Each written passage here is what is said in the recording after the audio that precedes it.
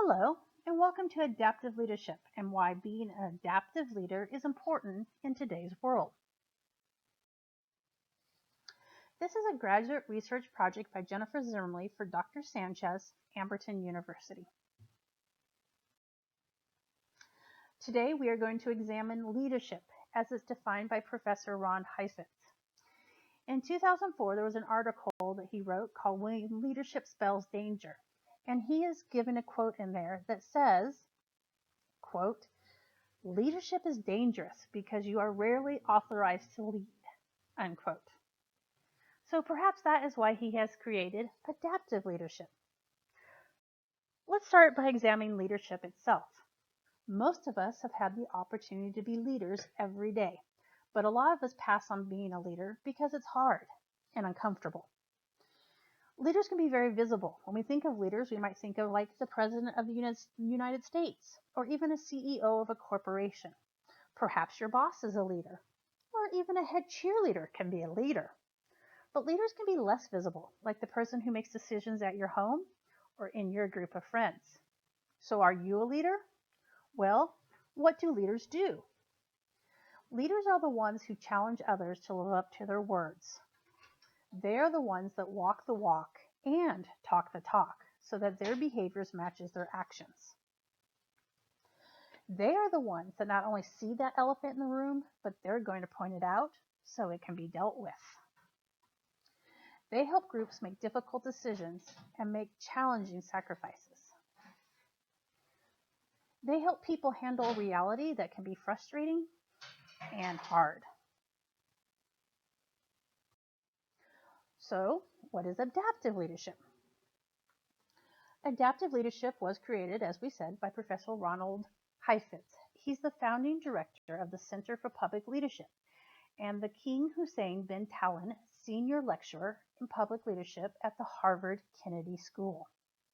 He, along with other associates, wrote several books about leadership, including The Practice of Adaptive Leadership, Tools and Tactics for Changing Your Organization and the World. Adaptive leadership is a technique or leadership style that focuses on the follower, allowing the follower to change, grow, and adjust to new circumstances. So why do you want to consider adaptive leadership?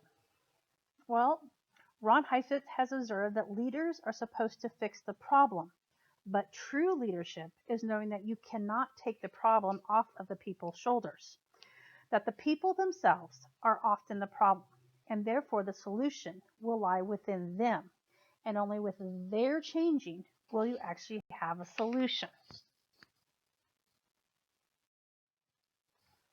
Times have changed. We live in a different world. And with that world, there's also many different types of leadership styles that you can choose. But as leadership focus shifts from individual characteristics to more situational factors, one must decide which leadership style is best. For leadership to be relevant, it needs to connect to real situations, not just theories and abstract definitions.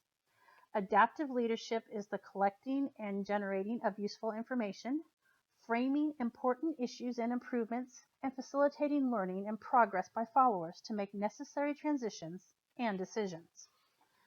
Today, turbulence and uncertainty have undermined the effectiveness of long-term forecasting and even traditional strategic planning.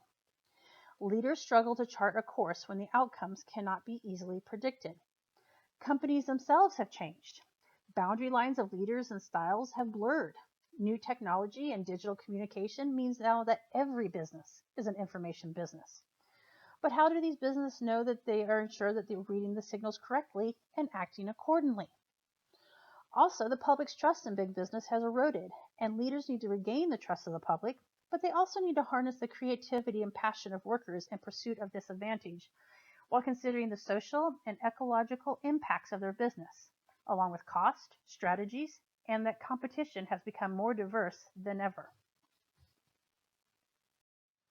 So when you're looking at different leadership styles, you can maybe compare something like transformational versus adaptive leadership.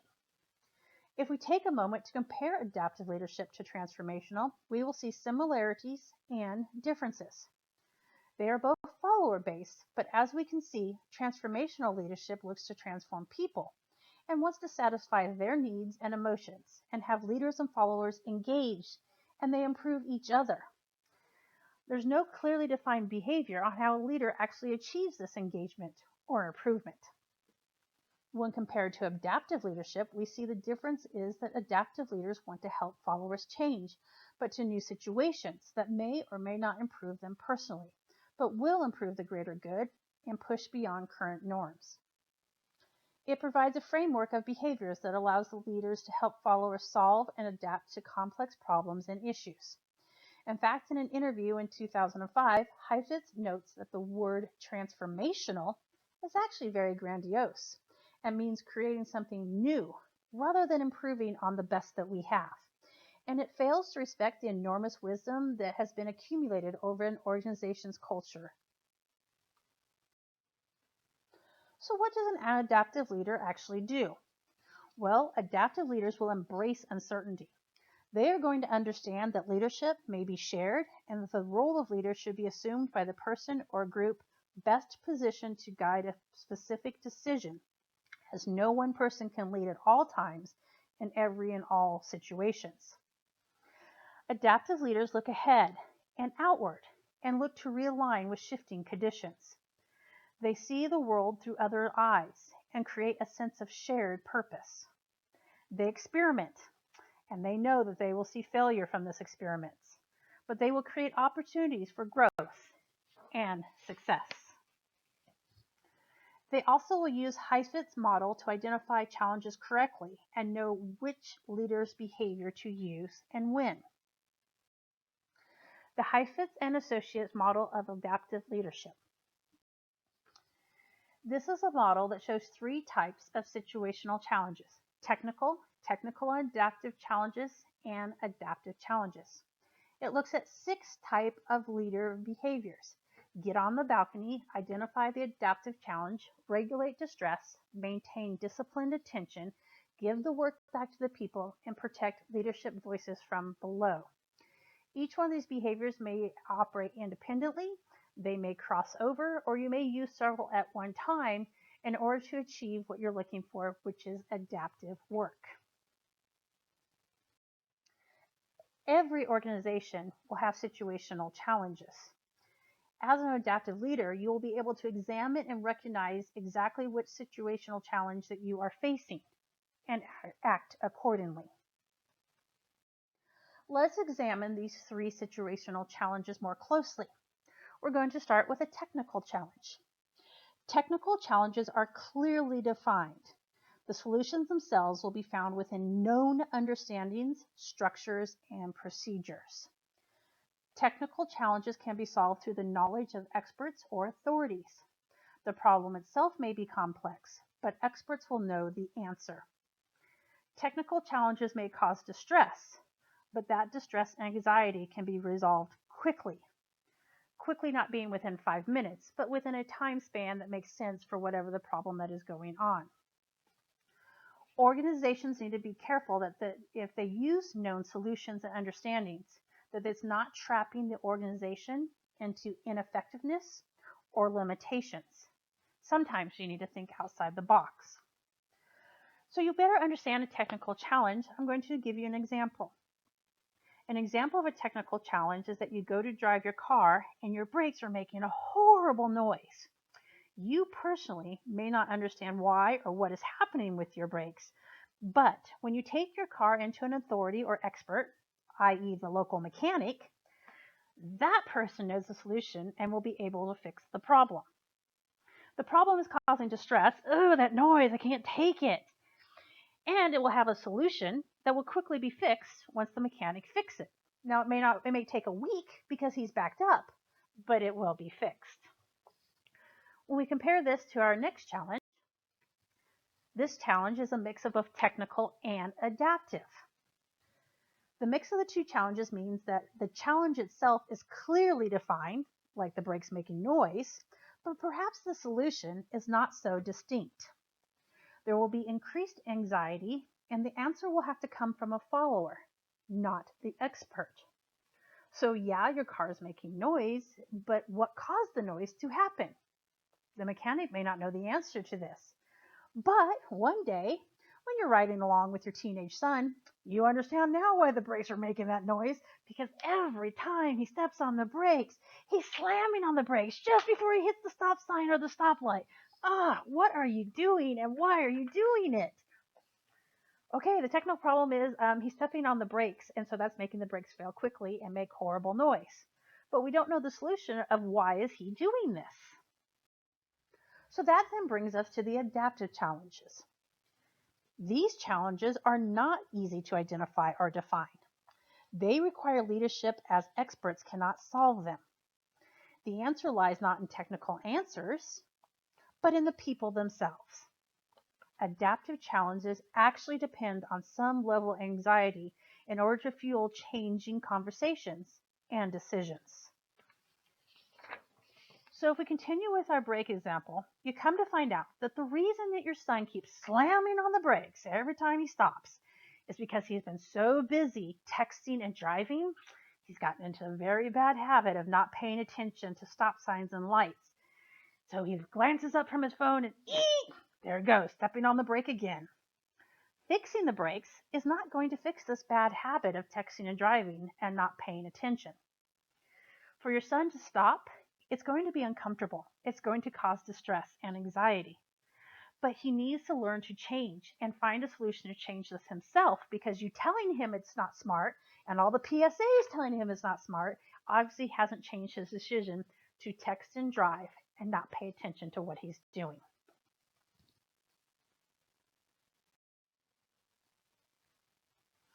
So to be successful, an adaptive leader, one of the most important keys is being able to quickly and correctly identify what type of challenge an organization is facing. Not being able to do this effectively can lead to failure at many different levels.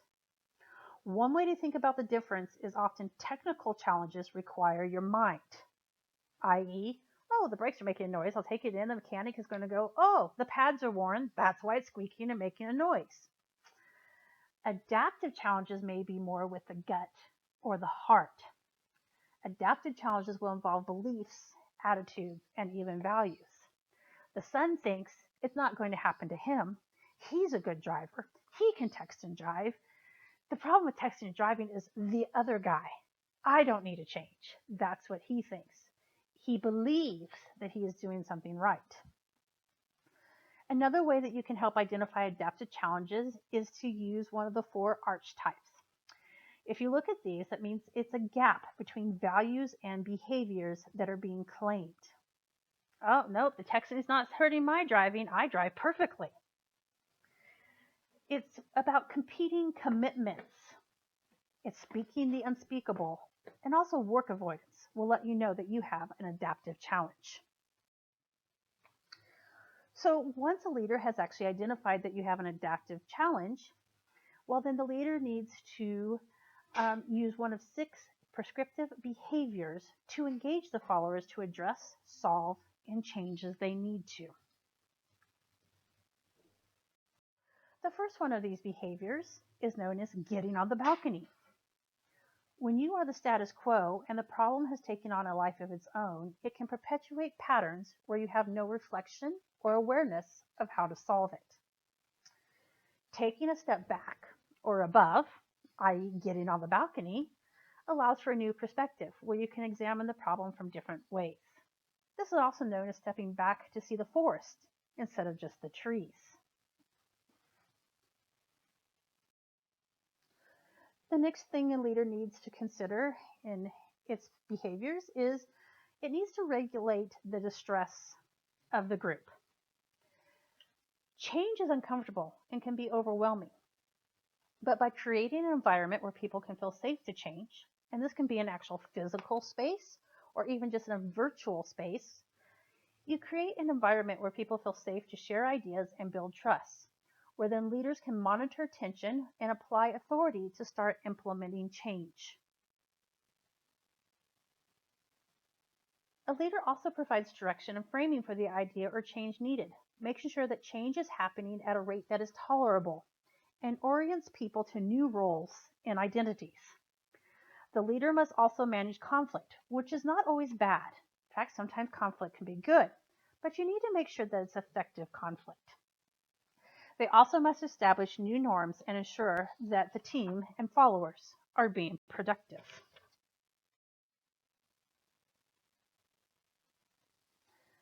Another thing that behavior that they have to address is they need to regulate personal distress and maintain disciplined attention. Like regulating distress for the group, leaders must also regulate personal stress. Being sensitive to individual responses to stress and frustration while knowing that stress response is different for everyone. The leader needs to be a role model. They need to be confident, positive, and be aware of their own level of stress and frustration.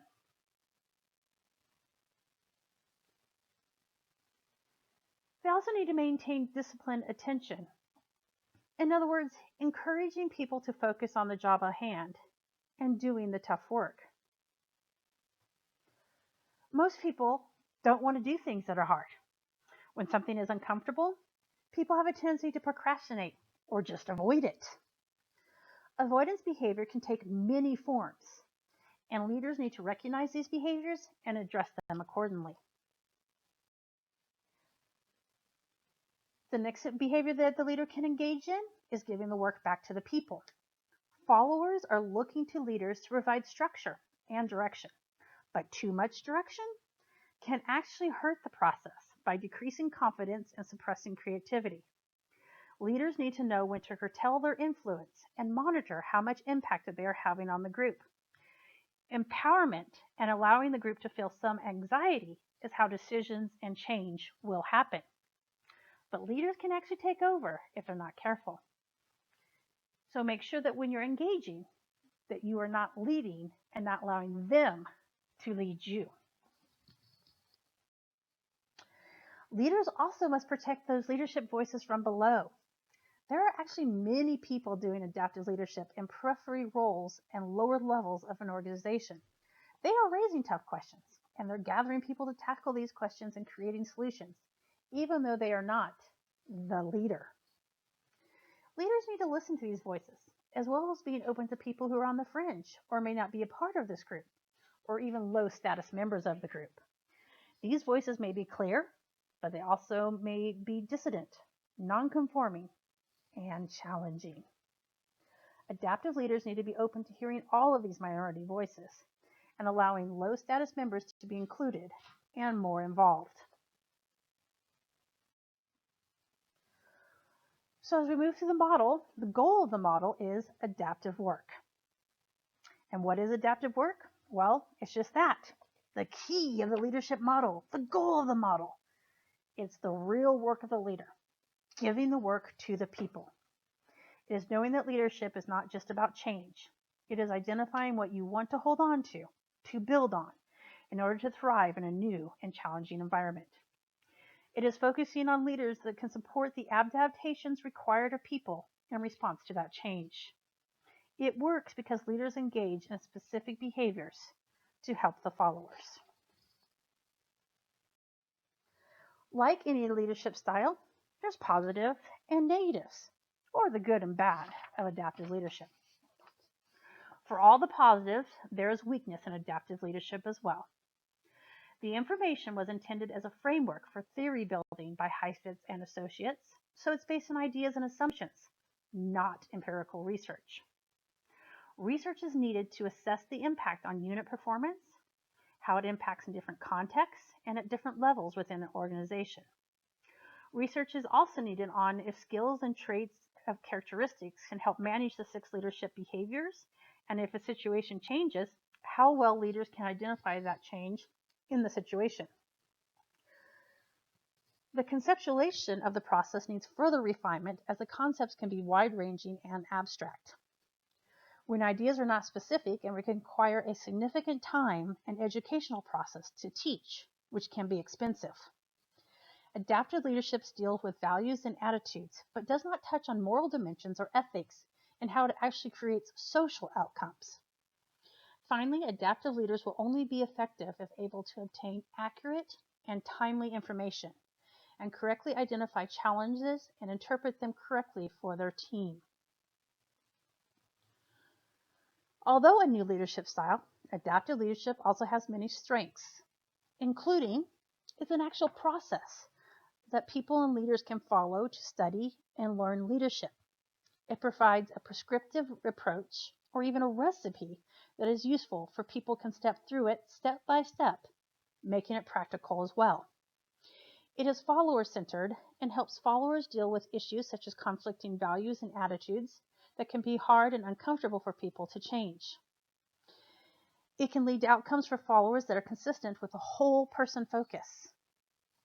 It recognizes that for ideas and innovation to happen, followers need a holding or safe environment in order to address difficult issues.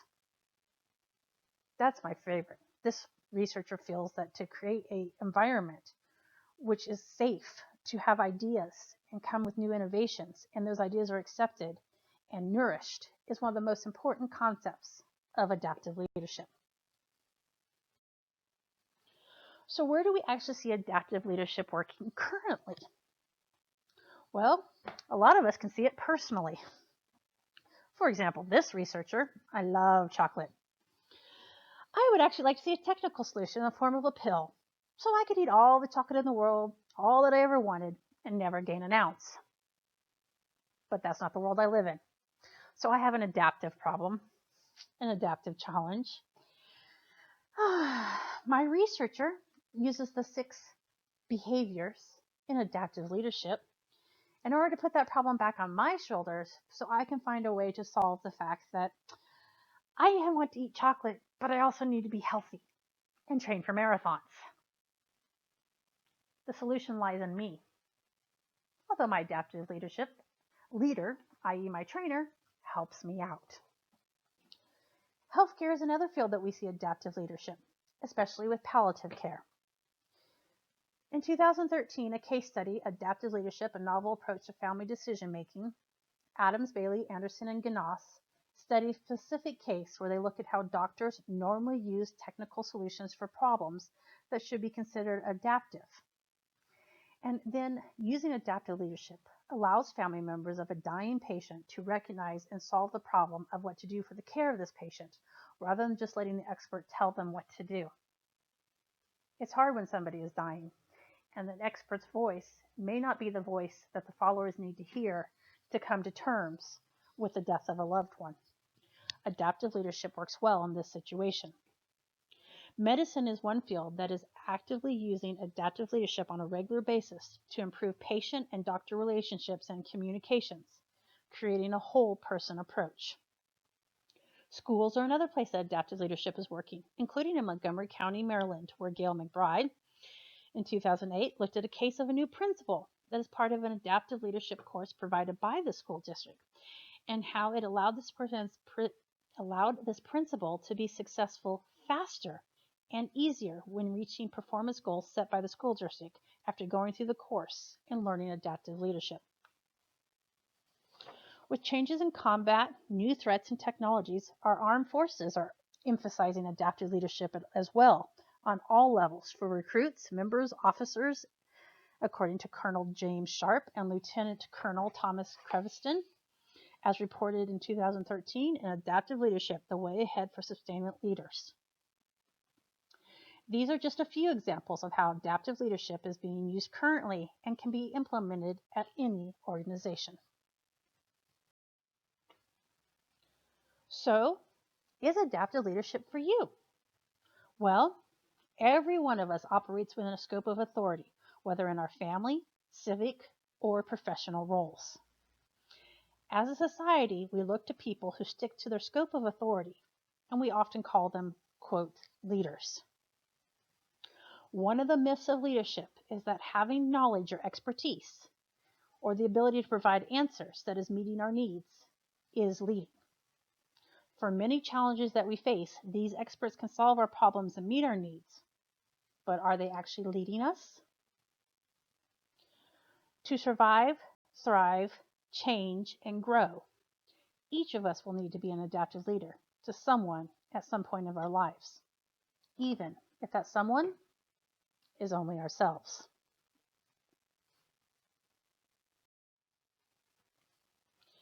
In conclusion, adaptive leadership is still a leadership style that's in its infancy and will need more evidence and research to be added to more mainstream accepted leadership styles. However, this researcher believes that people could benefit from learning and understanding adaptive leadership, whether personally or professionally. As we know, leaders are supposed to fix the problem. But if the problem is us, the people, then leaders need to know adaptive leadership. They need to know that it's a prescriptive approach to leadership that has applications to many situations. And that once you understand that people are the problem, then you understand that people are also going to be the solution. Thank you very much, and I hope that you have a great day. And these are my references.